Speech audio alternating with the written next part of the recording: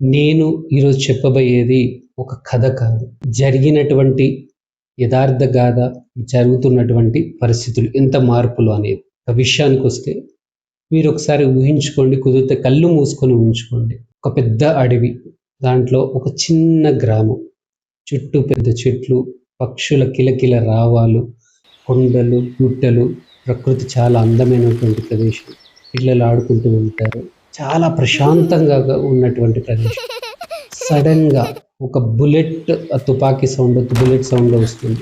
వెంటనే ఆ ఇంటిలో నుంచి ఒక ఆమె వచ్చేసి పిల్లల్ని ఎత్తుకొని, వాళ్ళ కొడుకునో, కూతురునో తీసుకొని లోపలికి తీసుకెళ్ళి భయంతో తీసుకెళ్ళేసి తలుపు పెట్టేసుకొని, బయటికి వెళ్ళొద్దు, బయట ఆడుకోవద్దు, కిటికీ దగ్గరకు కూడా వెళ్ళొద్దు అని చెబుతుంది తల్లి. ఇది ఏదో ఒక ఆట కాదు. ప్రతిరోజు దాదాపు జరిగేటువంటి ఘటన. ఎక్కడో తెలుసా? బస్తర్. ఇలాంటి ప్రదేశాలు ఎన్నో భారత్లో ఒకప్పుడు. మనం చిన్నప్పుడు పాఠశాలకు వెళ్ళిన తర్వాత ఎప్పుడు గంట మోగుతుందా, అదే ఎప్పుడు బెల్లు మోగుతుందా అని ఎదురు చూసేవాళ్ళం. ఎప్పుడు వేసవి సెలవులు వస్తాయా అని ఎదురు చూసేవాళ్ళం. ఎప్పుడు స్నేహితులతో ఆడుకుందామా అని ఎదురు చూసేవాళ్ళం. కానీ అక్కడి పిల్లల పరిస్థితి ఏంటంటే, కనీసం ఈరోజు మేము ఆడుకోగలమా, ఈరోజు ప్రశాంతంగా గడుస్తుందా లేదా రోజు, ఇదే వారి రోజు ఆలోచన. అక్కడ పాఠశాలలు ఉండవు. పాఠశాలలున్న టీచర్లు, అదే ఉపాధ్యాయులు రారు. వారు వచ్చినా పిల్లలు స్కూల్కి వెళ్ళరు. పిల్లలు వచ్చినా భయం వారితో నడుస్తూ ఉంటుంది. ఎవరికైనా సరే అక్కడ ఆరోగ్య పరిస్థితి బాగాలేకపోయినా, ఎవరైనా గర్భిణీ స్త్రీలు ఉన్నా, వారికి ఎమర్జెన్సీ ఉండేదన్నా ఫోన్ చేద్దాము అని అంటే మొబైల్ నెట్వర్క్ ఉండదు. కనీసం వారిని తీసుకొని వెళ్దాం అక్కడికి ఆరోగ్య కేంద్రాలు అంటే అక్కడ ఆరోగ్య కేంద్రాలు ఉండవు. ఉన్నా డాక్టర్లు అవైలబుల్లో ఉండరు. వారిని తీసుకొని పట్టణానికి తీసుకొని వెళ్దాము అని అనుకున్న రోడ్లు ఏమాత్రం బాగు. వారిని మోసుకొని వెళ్ళాల్సినటువంటి పరిస్థితి. ఎన్నో కిలోమీటర్లు మోసుకెళ్లాల్సినటువంటి పరిస్థితి. ఆ లోపు జరిగిపోయేటివండి. చాలా మంది ప్రాణాలు కూడా కోల్పోయినటువంటి పరిస్థితి. ఇవన్నీ చాలా మంది ఇళ్లకు కరెంటు కూడా ఉండదు. రాత్రి అయితే దీపం కూడా ముట్టించుకోవడానికి భయపడేటువంటి పరిస్థితి. ఇవన్నీ ఎందుకు అంటే కేవలం కారణం ఒకటే, ప్రభుత్వం కాదు, మావోయిస్టులు, అదే నరరూప రాక్షసులైనటువంటి నక్సలేట్లు.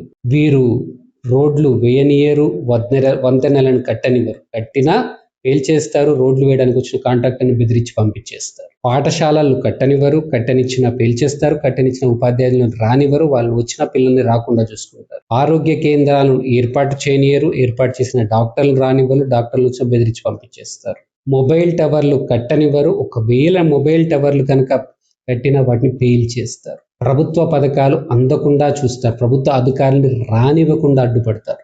ఎందుకయ్యా అంటే వారు పైకి చెప్పేది మేము ప్రజల కోసమే పోరాడుతున్నాం, ప్రజల హక్కుల గురించే పోరాడుతున్నాం, ప్రజల గురించే జీవిస్తున్నాం, మీ గురించే తుపాకీ పట్టుకున్నాం అని మాట్లాడతారు. కానీ వాస్తవంలోకి వస్తే వారికి అభివృద్ధి నచ్చదు. ఒకవేళ ఆ ప్రాంతానికి అభివృద్ధి వస్తే వీరి వైపు ప్రజల చూపు ఉండదు. వీరిని ఎదిరించి నిలబడతారు. ఎందుకంటే వీరు అభివృద్ధి నిరోధకులు కాబట్టి. ఇక చాలా ప్రాంతాల్లోనే, బస్తర్ ప్రాంతంలో కూడా రోజు దినదిన గండంగా భావిస్తూ, ఇలా దశాబ్దాలుగా జీవిస్తూ వారు ఒకటే ఆశతో జీవించారు. ఏంటి అంటే ప్రతి రాత్రికి ఒక ఉదయం అని ఉంటుంది అని. వారు ఎదురుచూపులు అనేది వృధా కాలేదు. కేంద్ర ప్రభుత్వం, అదే నరేంద్ర మోదీ సర్కార్, ఎట్టి పరిస్థితుల్లో అభివృద్ధి నిరోధకులైనటువంటి మావోయిస్టులు దేశంలో ఉండకూడదు, మావోయిస్ట్ ముక్త భారత్ జరిగి తీరాల్సిందే అని స్టెప్స్ మొదలైసిన తర్వాత హోమ్ మినిస్టర్ అయినటువంటి అమిత్ షా పూర్తిగా తన చేతిలోకి తీసుకొని ప్రతిదీ ఎప్పటికప్పుడు ఇన్ఫర్మేషన్ తీసుకుంటూ ఏ రోజు ఆ రోజు చేయడం మొదలుపెట్టిన తర్వాత ఒకటే మావోయిస్టులకు డెడ్ లైన్: లొంగిపోతారా లేకపోతే పోరాడి ప్రాణం పోగొట్టుకుంటారా అని.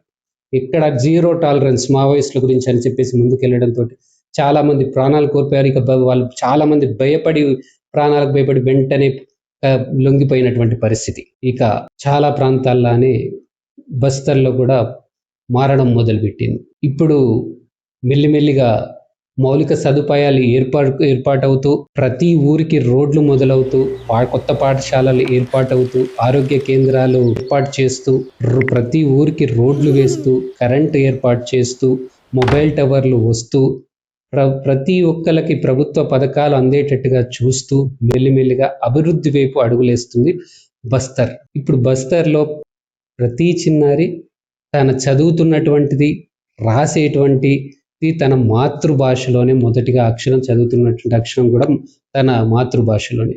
తన చేతిలో ఉన్నది పుస్తకం కాదు, ఎన్నో దశాబ్దాల కళ, ఎన్నో దశాబ్దాల ఎదురుచూపు. తన నవ్వులో కనిపించేది ఎన్నో దశాబ్దాల ఒక ఆశ.